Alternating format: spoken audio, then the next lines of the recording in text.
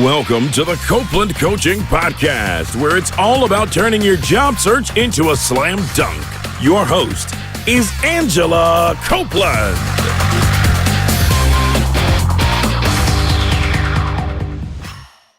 Welcome to the Copeland Coaching Podcast. I'm your host, Angela Copeland. Live on the phone with me today, I have Kirk Bowman in Dallas, Texas. Kirk is the founder and visionary of Value for his company, Art of Value. He's also the owner of Mighty Data and practicing fellow at the VeraSage Institute. Kirk, thanks for joining me today. Angela, it's a pleasure to be on the show. Thanks for having me. Well, it's exciting to talk to you. We originally met just a few months ago at the podcast movement in Dallas, Texas. And as I mentioned, you actually host a podcast where you talk about value-based pricing. I'd love it if you could share with us a little bit about the concept of what is value-based pricing. Sure. So value-based pricing is a business model that basically says you first start with what is the customer's perception of value? What do they think the end result that they need to achieve is, and what type of value, both financial and intrinsic, do they place on that? Once you have a good understanding of that, then you're in a position to set a price that creates a fair return on investment to the customer. Ideally, we're looking for a win-win situation. You want to be able to deliver a price that the customer says, that's a great return on investment for me, and also is a great profit for you. That totally makes sense. So on your website, you actually mentioned that there was a time when you were an advocate for billing your clients on an hourly basis, but something changed your mind. Can you share with us what it was that changed your mind? Sure. So I'm a serial entrepreneur, meaning I've been an entrepreneur all my life. I have been in the software development industry for 20 plus years. And so back in 2009, I participated in a panel discussion at an industry conference on estimating and billing practices. And on that panel, there were 4 people. I was the advocate for the billable hour. There was another consultant who was an advocate for value pricing.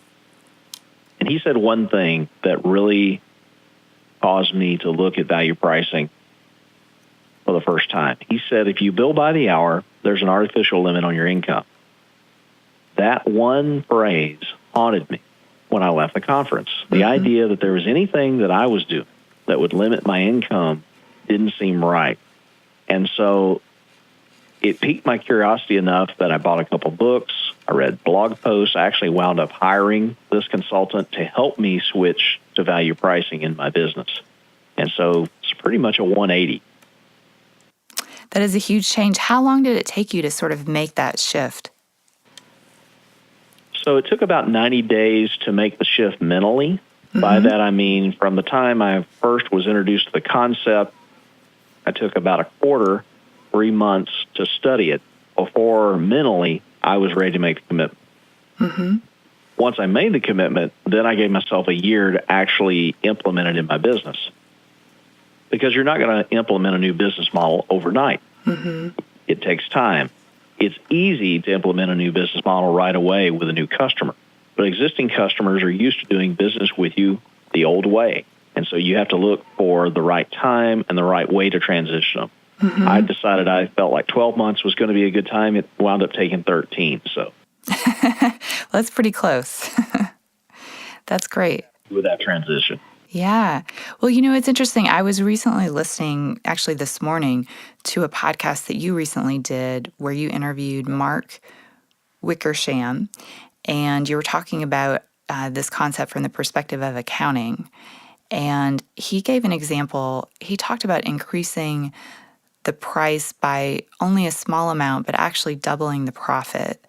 I thought that was a really interesting demonstration of how powerful this concept could be. Yes. So there's been multiple studies done that show that something as small as a 1% increase in your price can result in a 10% increase in net profit. Because generally when you increase your price, you're not increasing your costs. And so the additional gross revenue has a multiplier effect on your bottom line, on your net profit. And so price is the best lever any business has to increase their revenue and their net income. But it's an area that most businesses are scared of, and very few business owners or entrepreneurs have actually studied pricing and treat it like a skill. You think about somebody like an accountant who goes to school for 4 years and then gets certified and continues to do, they call it CPE, continuing professional education, I think.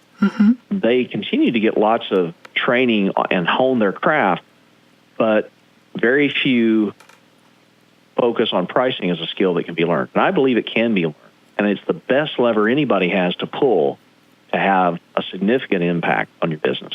You know, the thing that this always kind of makes me think of, just as a very basic example, is the idea of personal training. Because oftentimes personal trainers, you know, you only have so many hours in a day. And if you work one-on-one with clients, you max out how much you can make really quickly. So they may still be charging kind of on an hourly basis, but they have to look at changing their business model to service like more than one person at one time, or offering sort of adjacent products or other things. Otherwise, you know, they're really kind of at a dead-end street. Yeah, so we are in a knowledge economy, and the typical way that knowledge has been sold is by the hour. The problem is there's a disconnect there, because what customers are seeking when they employ somebody who has knowledge, they're not seeking the time it's going to take that individual to do whatever it is they're going to do. They're seeking the end result. And so we've really put the emphasis on the wrong thing. We've actually trained our customers to look at hours instead of look at the results.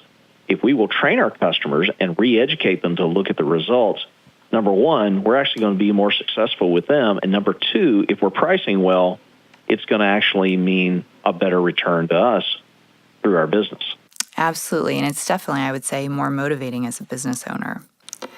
Well, certainly. I mean, money is not the only motivator, but if your business is financially healthy and rewarding to you, it actually frees you up to put more energy into increasing your knowledge, which in turn allows you to serve your customers better. Absolutely. So I'm curious, what inspired you to start The Art of Value?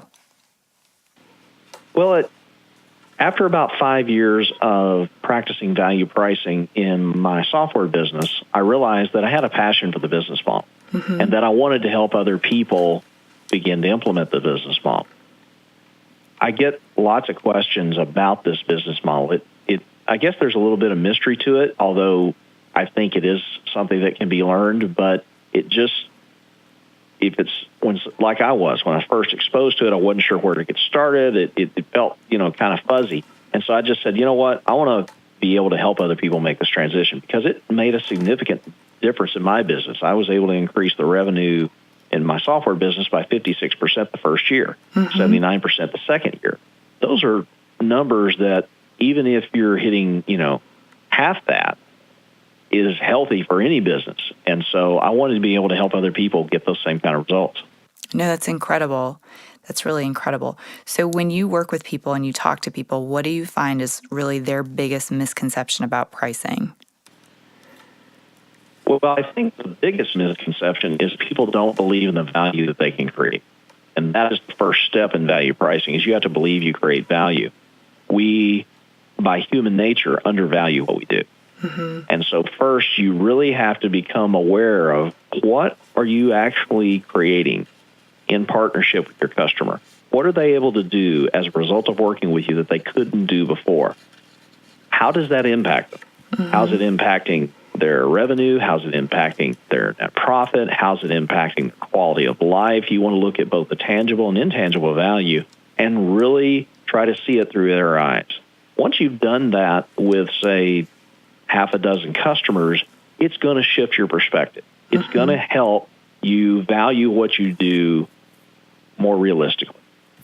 Once you have a healthy perspective on the value you create, then you now have confidence to, number one, discover value with the customer by asking questions, because probably one of the most challenging things about value pricing is having a value conversation, asking great questions.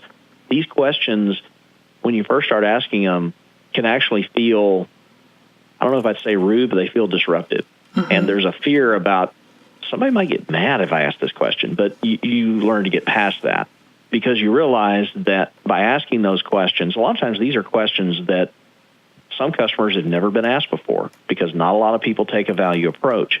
But by having that confidence and asking those questions, then you're able to uncover value before the fact. Mm-hmm. So the way you believe you create value is you go back and review the value you've already created, but then that builds your confidence to ask about it in the future. Absolutely. So what are those types of questions that you mentioned that maybe feel rude or uncomfortable? Like, give us an example of what would be one of those questions. Sure. One of my favorites is, why are you doing this now? Why not 6 months ago, or why not wait another 6 months? That question alone will always have good information that's helpful. For example, if somebody says, well, it's taken us a year to get approval on the funding, that tells me this is a need that has existed for a year, and they have had to go through some work to get this budget approved. That tells me, number one, it's probably a very important project. Number two, I need to understand what was the internal resistance. Why did it take a year to get approved? And there's other things that conversation will lead into. It also, that question will help me gauge, is this really a critical need? Sometimes I'll have customers contact me and want me to help them with some type of software project, yet it's really not a problem that's worth solving to them when you dig down into it. Mm-hmm. There's not a pressing need. And what I've found is the projects that I want to work on, the projects that are most profitable, the projects where I have the best results are one where it's a real pressing need. This is something that we have to solve, not something that we'd like to solve. Those are the type of things that a single question like, why now, can help uncover. That makes a lot of sense.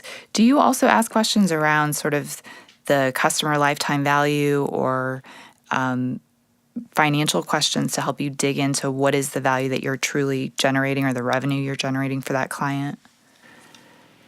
I will ask questions about how is this project going to contribute to their gross revenue and their bottom line. I want to know how this project has the ability to impact positively or negatively their sales, mm-hmm. and then positively or negatively their bottom line. I don't necessarily think about the lifetime value simply because we're not in a transactional business so much. We tend to do a big project. It'll have maybe 2 or 3 small projects that follow up, and then unless it's a big company, generally that's kind of the life of that project. Mm. It's not a type of business where, we're really a subscription model type, recurring revenue type thing. Okay. So I guess, for me, the lifetime value of a customer from that project standpoint, I've got a pretty good feel for it. But if they have a business that's based on that, then I certainly want to ask about it. But I'm much more interested in how does their business create income and profit. If I'm focused on how they do it, then it'll flow to me. So I'm not really interested too much in discovering what's their lifetime value to me. I'm interested in discovering how can I help increase the value they create. That makes sense. So when you work with individuals who are looking to sort of increase the value of their business and to maybe price themselves differently, do you find that once people begin to understand their value that they feel comfortable to increase their pricing or to ask for more, or does it take time to kind of really digest that information before someone really comes forward and is able to ask for more? It's an interesting question. Essentially, it's which comes first, the price increase or the confidence. I would say the price increase comes first, confidence comes second. Mm-hmm. You're going to have to face your fear to increase your prices. Increasing your prices feels risky, and it is risky. But what you'll find is most of the time you're undercharging by so much that, you might lose an occasional customer, but you're probably going to make up for it in the additional revenue that you're going to earn from the other customers. So you have to be willing to take the risk first, and then the confidence comes later. I don't like to use a cliche, but it fits: no pain, no gain. I totally agree. And what I hear you saying is that you have to be comfortable losing certain clients in order to gain other clients who may be more valuable. Does that sound right?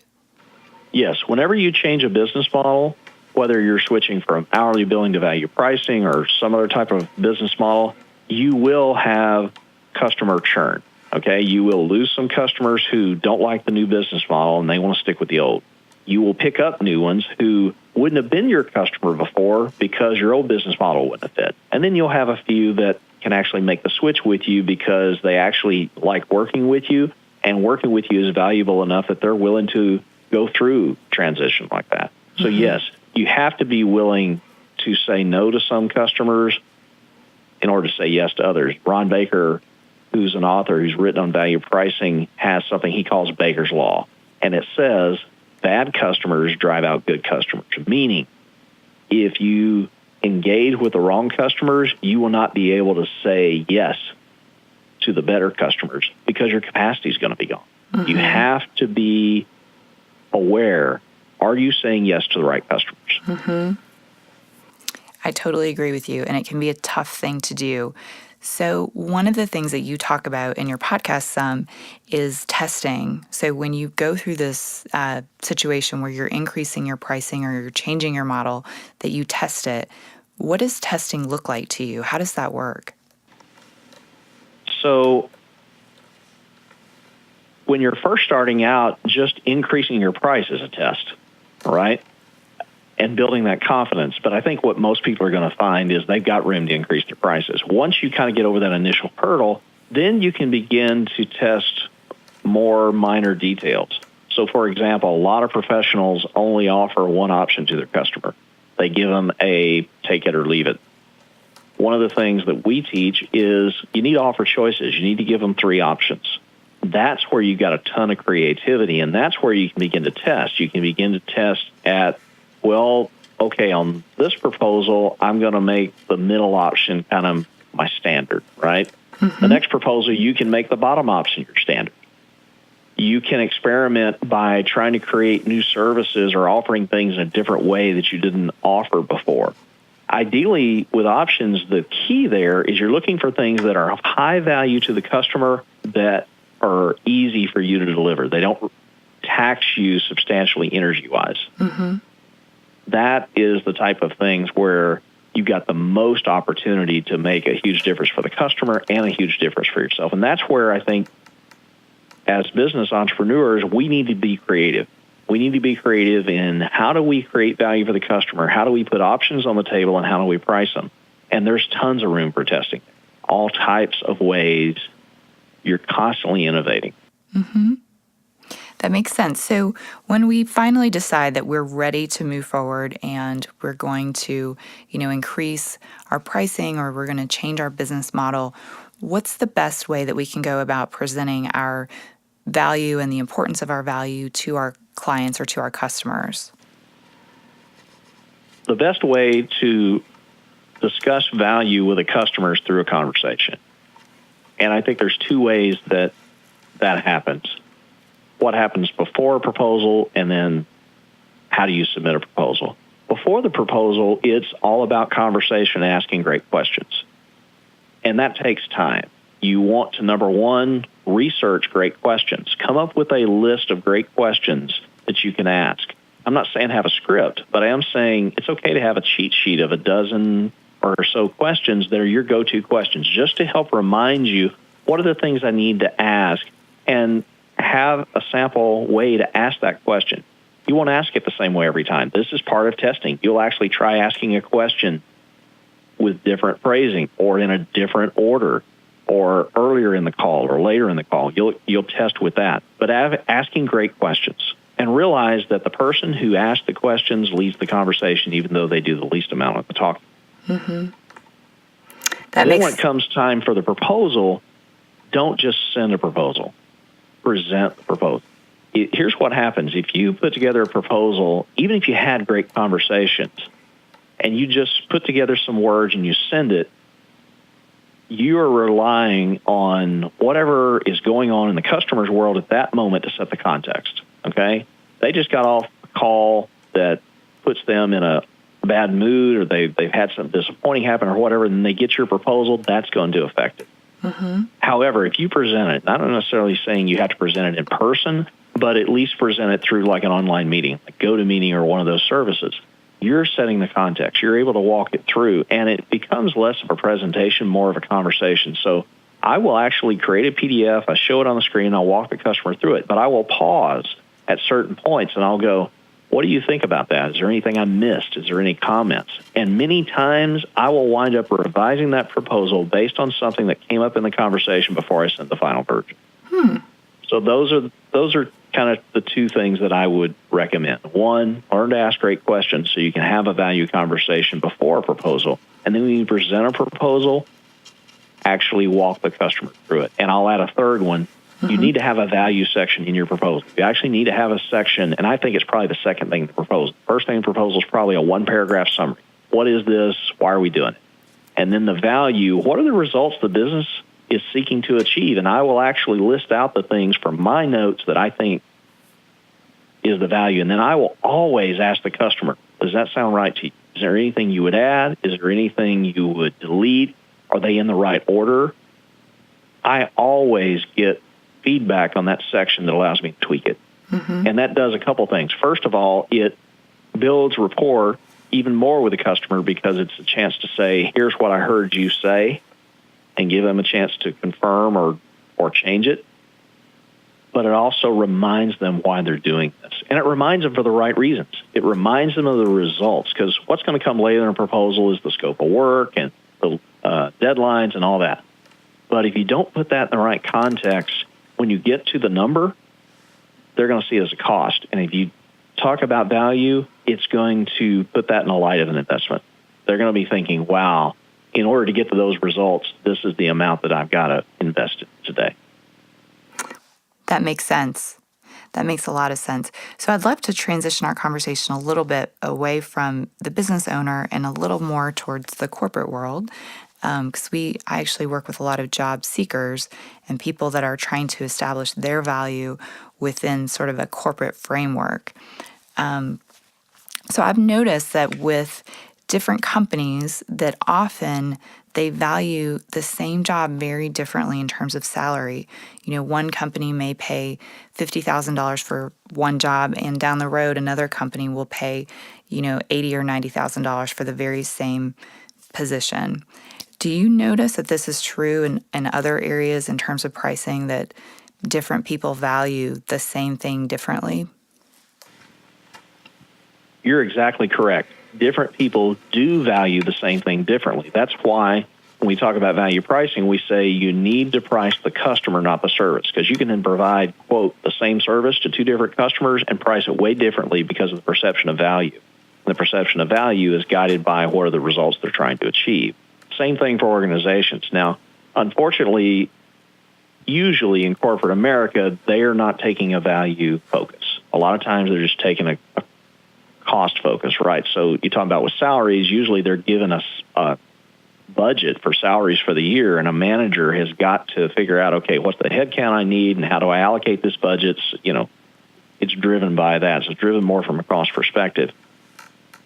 But if you can find an organization that is paying more, it's probably because they value more. And so if an organization is paying a higher salary, I'd like to try to find out why. Now, you can't come right out and say, well, hey, XYZ down the road is paying 50 and you're paying 75. Why is that, right? That's not going to be received well. But I want to try to figure out, what is it they perceive of value that they're willing to pay more? Now, maybe it's just an organization. It could just be that they're in a different business context. It could be they need a higher skill level. It could be that they found, and here's the type of information I'd love to be able to discover, this particular job is so critical in X stage of their process, whether it's sales or production or whatever. What's the value of that position to the organization? That's how I'd approach it. And conversely, if there's an organization where it's lower, I want to try to deduce, okay, well, what's the difference in the perception of value? Because ultimately, when a business puts a salary on a position, number one, it's got to be something that fits their revenue structure.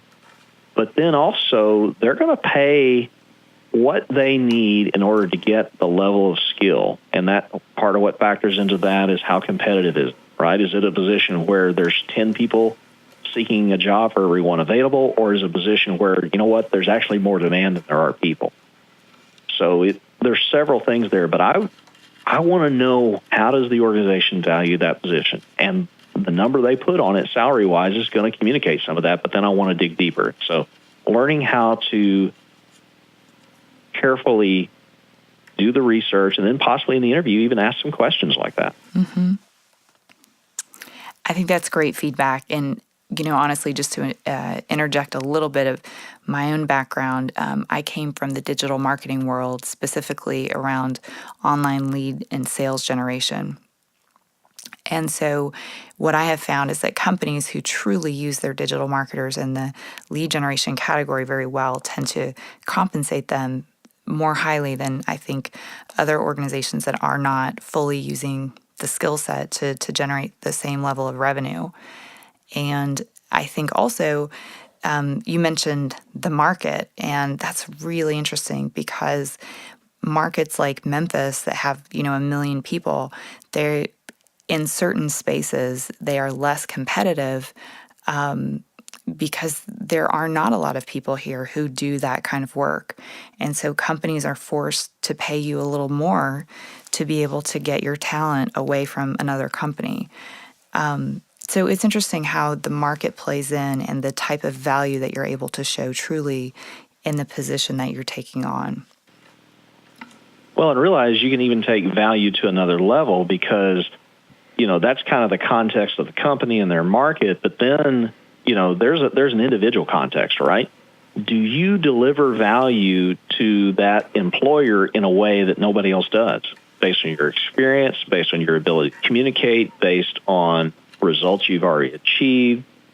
Quite frankly, I feel like the ability to have a value conversation is a huge skill. And if you can do that, particularly if you're in a marketing or sales role, you got to find a way to bring that out and make the employer aware of that. Mm-hmm. Because I think that's a huge skill. I think the ability to discover value through asking great questions. In fact, if I was going to recommend to somebody in sales or marketing, what's the one skill to focus on, I would say that. Mm-hmm. You do that, it will make you more valuable. And whether it contributes to the immediate position you're in or one down the road, it will, because you're going to have the ability to influence, number one, the value of your employer's customers. Number two, the value you create for your employer. It will influence the value that they can then bring to you in terms of financial salary. Absolutely.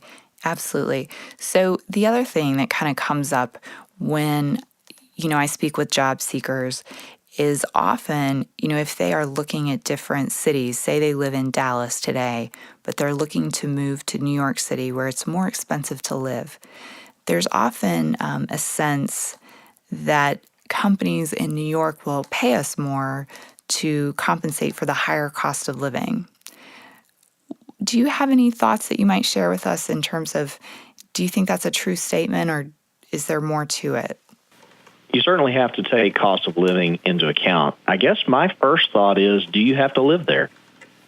In today's job market, and obviously with corporate jobs, Yahoo came out last year and, said we're not going to allow telecommute, which I think was an erroneous decision. I have had a virtual business for 20 years, so the first thing I would want to do is working virtually an option, or at least partially, right? Do I have to live there? Because if you don't have to live there, that, now all of a sudden you can live where you want and work for the company, and now the cost of living is not a factor. So that's the first thing I would look at. But if you do have to live there, then you certainly have to take cost of living into account. And so you're going to need to know, okay, well, what's cost of living where I am, and what would just be, an equal move, right? It could be, depending on where you are, you might be making 50 where you are, and it's going to take 85 where you're going. Mm-hmm. Sounds like a salary increase. No, not really, right? Mm-hmm. You got to take that into account. I think, again, I'm going to sound like a broken record, but I want to go back to understand what is the value this position is going to create for the organization. And then certainly before I agree to a salary, I want to have taken into account that cost of living, but it's not going to be where I start. But absolutely. I do agree. Yeah, you should be paid. If you're going to have to move to a more expensive market, then yeah, the salary is going to have to reflect that. I would agree to get you to move. I will say that in a market like New York City, where there are more people who can do the job, I think oftentimes the job seeker does not see the salary increase as much as they would expect because there is so much more competition. But then I have to counter and go, okay, well, what can you do to reduce the competition? How do you do that? You present yourself in a way that makes the company see the value you're going to create, that you're going to create more value for them. I'm not saying there's not job competition. And, some people are going to look at living in New York as a plus, others not so much.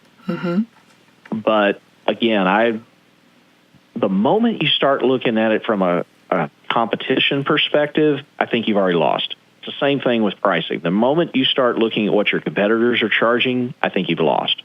Because you've taken the focus off the value that's being created. You've now making decisions based on what other people are doing.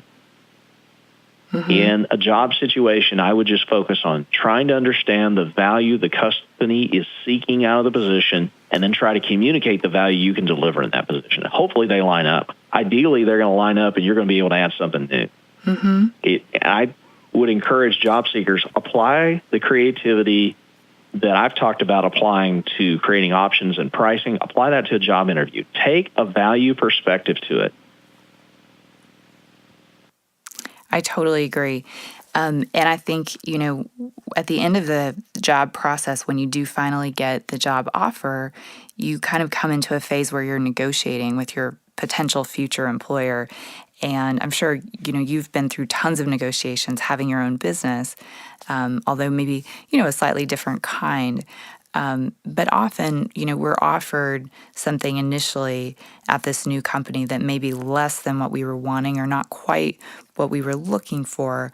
From your perspective, when that happens with a client, and again, a kind of a different situation, but what kinds of things do you do to try to help get that offer or that agreement back kind of in the area where you were hoping it would be to begin with? Well, realize in most negotiations, the first offer is going to be a low offer. And the first counter is probably going to be a high offer.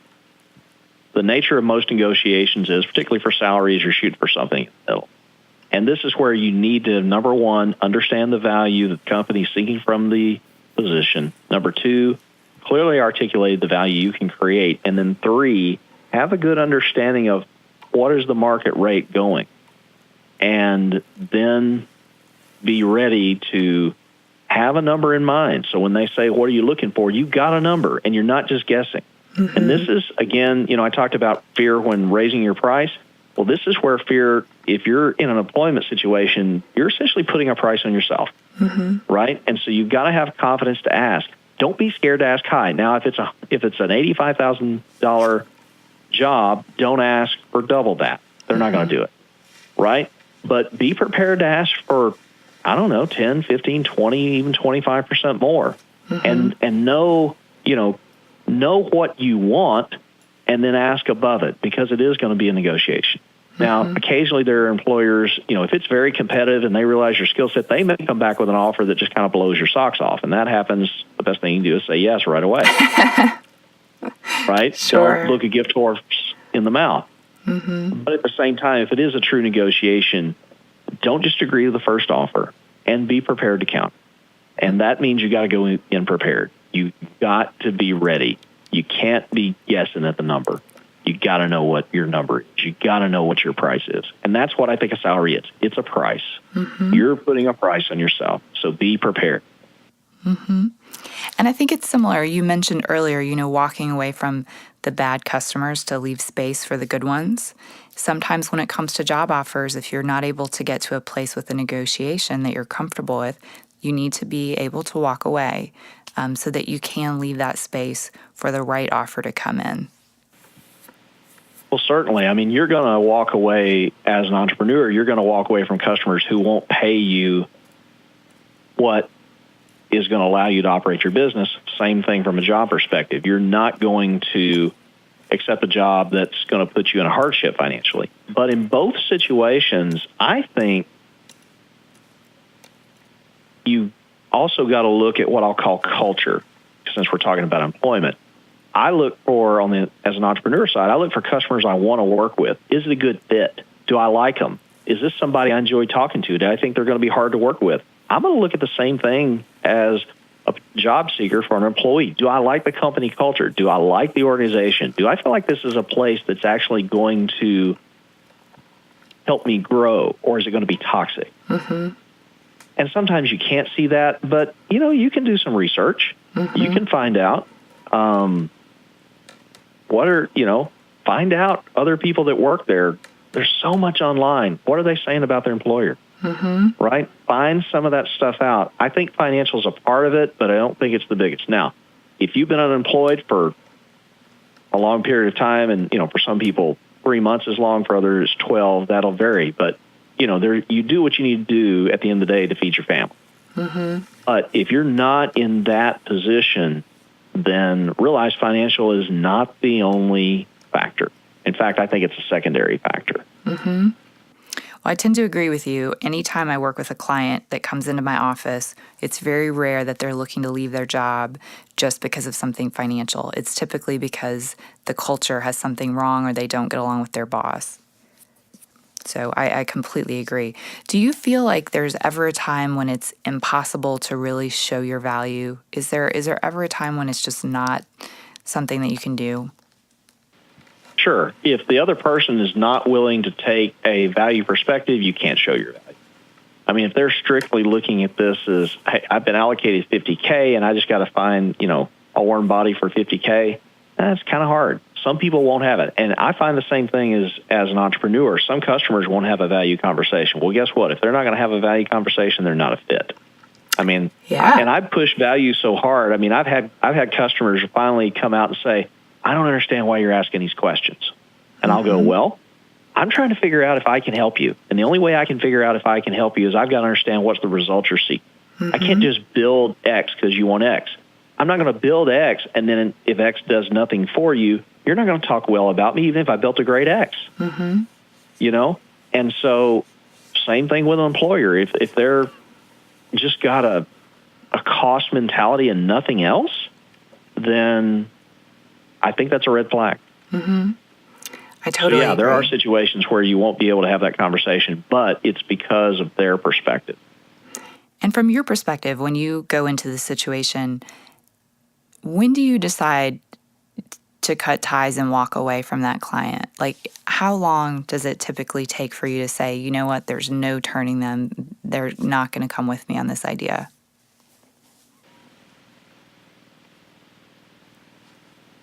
Most of the time in the first phone call. I mean, the first phone call with a customer for me is usually about 45 minutes, and I really focus on the value.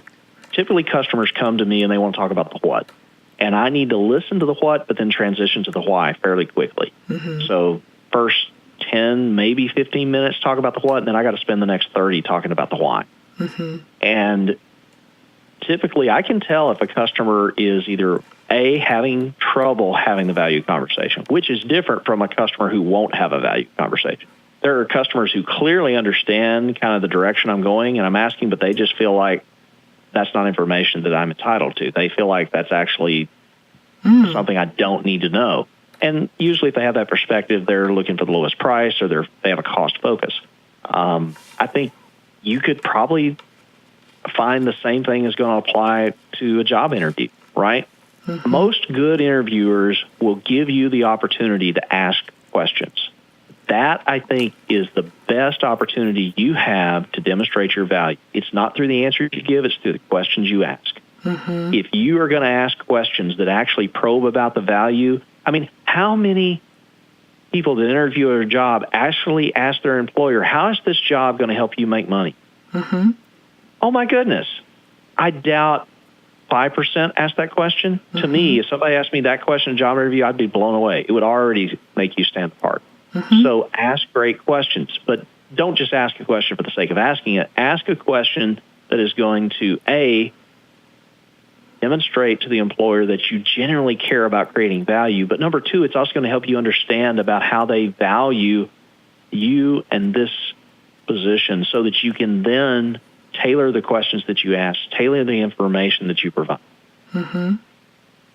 Turn it into a value conversation. I think if I were going to sum this up, I'd say you need to turn a job interview into a value conversation.